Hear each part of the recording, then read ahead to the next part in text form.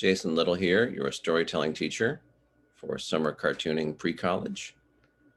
And rather than introduce myself and tell you about who I am and what I do, I'm just going to dive right in with the info. I'll save the introductions for when I see you in person.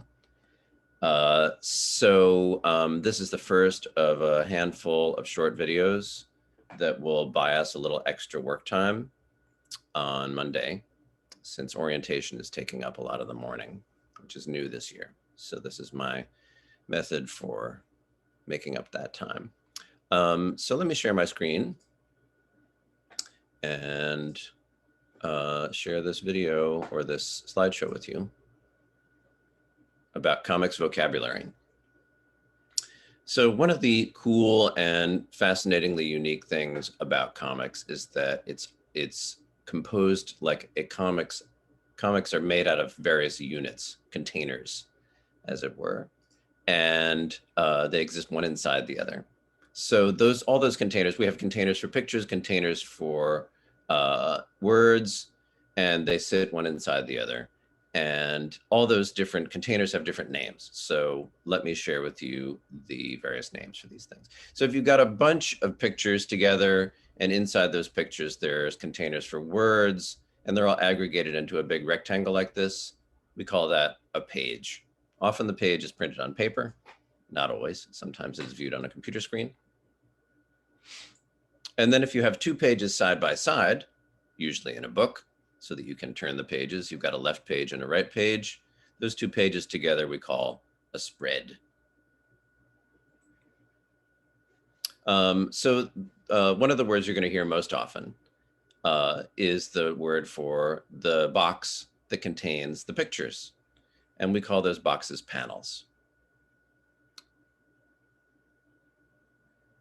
When you have a row of panels, often we call that a comic strip, just a single row of panels. Though sometimes a daily, or sometimes a Sunday comic strip will have multiple rows. It's still called a strip, paradoxically.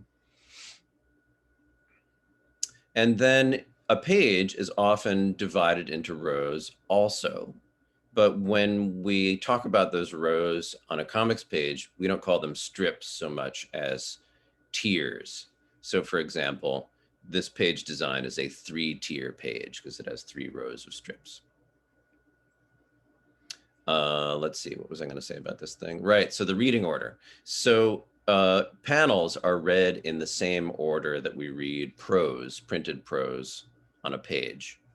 You read from left to right, and then when you come to the end of a tier or row or strip, you jump down to the next tier and continue from there, just the way you read lines of text in a prose book.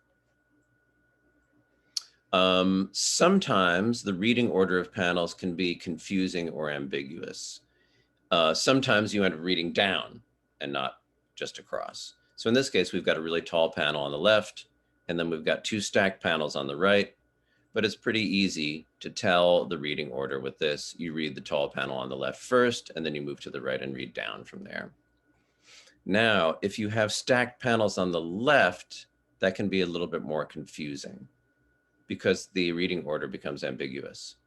So you might not be sure whether to move from 1 to 2 or maybe to move down. And so if you can avoid stacking the panels on the left side of a page, that might be a good thing. Though there are sort of design ways to solve that problem as well. Something to watch out for them. Let's see, what am I going to say about this? Right, yeah, panels are usually rectangular, but they don't have to be. Sometimes you end up seeing pages with non-rectilinear panels. And that can do a lot to bring a sense of dynamism or excitement to the page because diagonals are just more intrinsically exciting than horizontals and verticals. So here we've got an action scene, and it's well served with a bunch of diagonal lines to define the panel borders, like we see here. Sometimes you'll see a page or a strip where there's no space between the panels. And that's kind of typically an early 20th century comic strip trope. More often you see space between the panels, like on this page. And when there is space between the panels, we call those spaces gutters.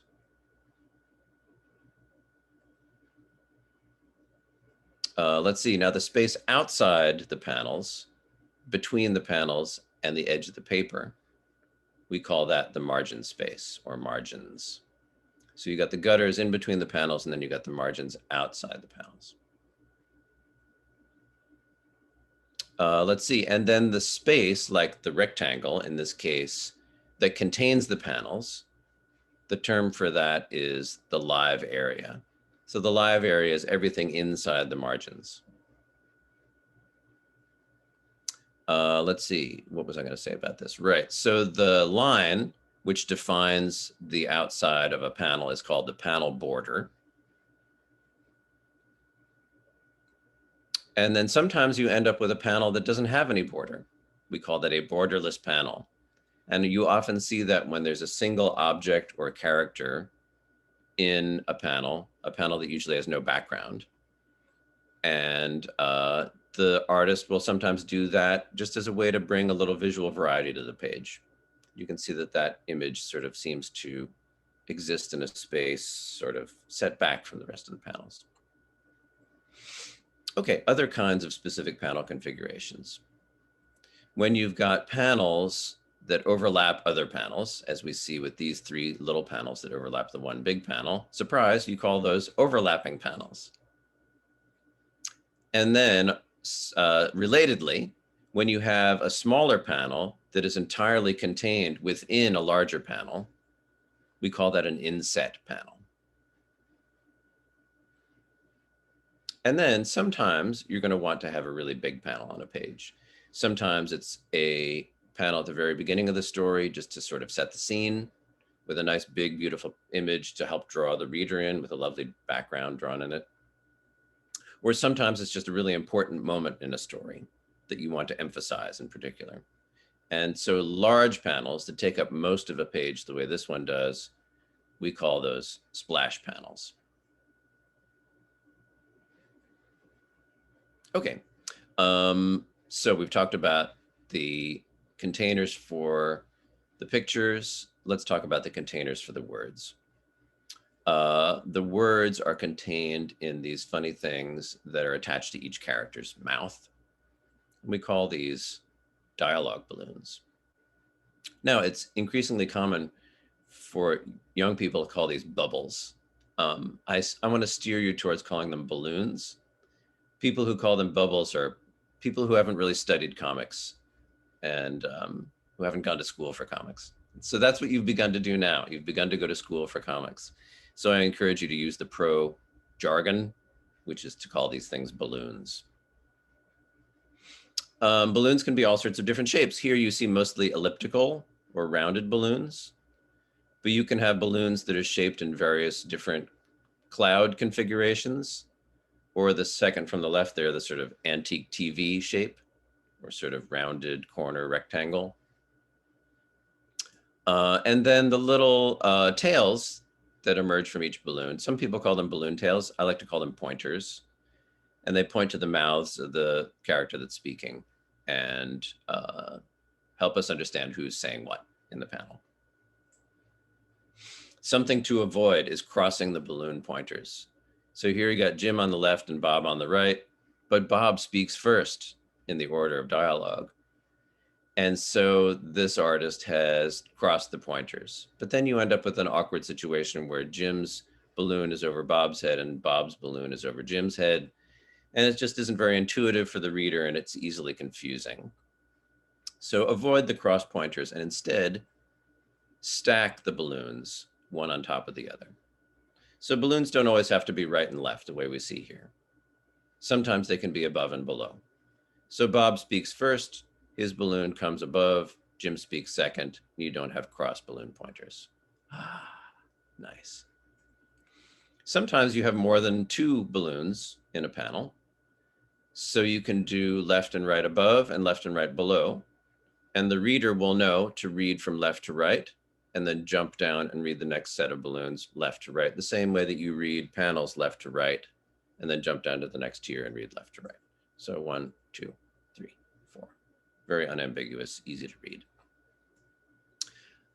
If you've got, if you're for some reason you want to aggregate all the balloons to the top of the panel, You can interlace them or overlap them in this way, alternating with a little conduit between two balloons or more, so that you alternate balloons as they overlap. 1, 2, 3.